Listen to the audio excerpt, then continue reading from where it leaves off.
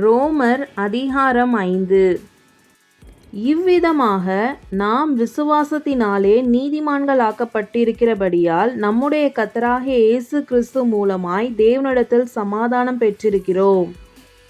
அவர் மூலமாய் நாம் இந்த கிருபையில் பிரவேசிக்கும் ஸ்லாக்கியத்தை விசுவாசத்தினால் பெற்று நிலை கொண்டிருந்து தேவ மகிமையை அடைவோம் என்கிற நம்பிக்கையினாலே மேன்மை பாராட்டுகிறோம்.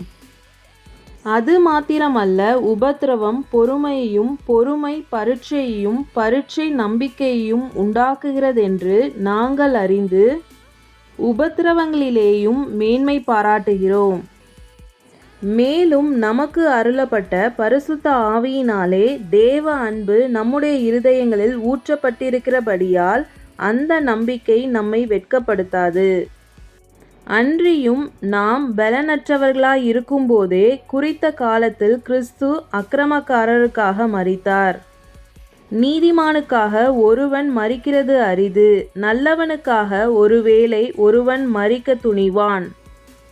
நாம் பாவிகளாய் இருக்கையில் கிறிஸ்து நமக்காக மரித்ததினாலே தேவன் நம்மேல் வைத்த தமது அன்பை விளங்க பண்ணுகிறார். இப்படி நாம் அவருடைய இரத்தத்தினாலே நீதிமான்கள் ஆக்கப்பட்டிருக்க, கோபாக்கினைக்கு நீங்களாக அவராலே நாம் இரட்சிக்கப்படுவது அதிக நிச்சயமாமே.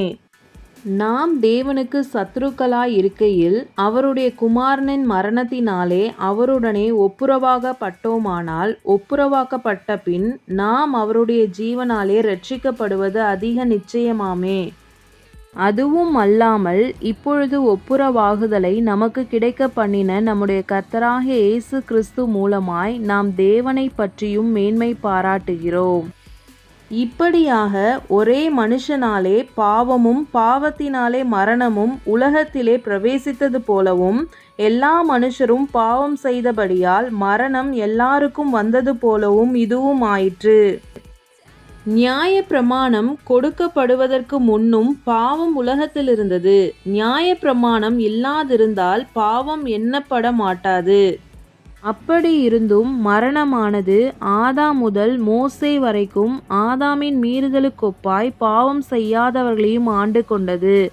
அந்த ஆதாம் பின்பு வந்தவருக்கு முன்னடையாளமானவன்.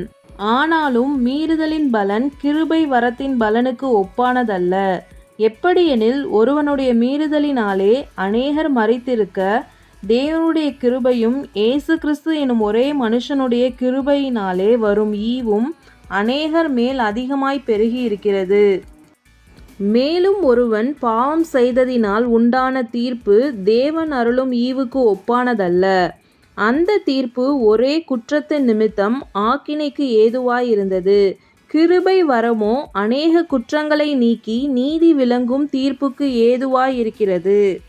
அல்லாமலும் ஒருவனுடைய மீறுதலினாலே அந்த ஒருவன் மூலமாய் மரணம் ஆண்டு கொண்டிருக்க, கிருபையின் பரிபூர்ணத்தையும் நீதியாகிய ஈவின் பரிபூர்ணத்தையும் பெறுகிறவர்கள் இயேசு கிறிஸ்து எனும் ஒருவராலே ஜீவனை அடைந்து ஆளுவார்கள் என்பது அதிக நிச்சயமாமே. ஆகையால் ஒரே மீறுதலினாலே எல்லா மனுஷருக்கும் ஆக்கினைக்கு ஏதுவான தீர்ப்பு உண்டானது போல, ஒரே நீதியினாலே எல்லா மனுஷருக்கும் ஜீவனை அளிக்கும் நீதிக்கு ஏதுவான தீர்ப்பு உண்டாயிற்று.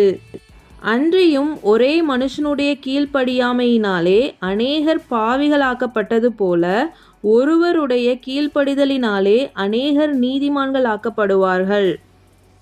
மேலும் மீறுதல் பெருகும்படிக்கு நியாய பிரமாணம் வந்தது. அப்படி இருந்தும் பாவம் பெருகின இடத்தில் கிருபை அதிகமாய் பெருகிற்று.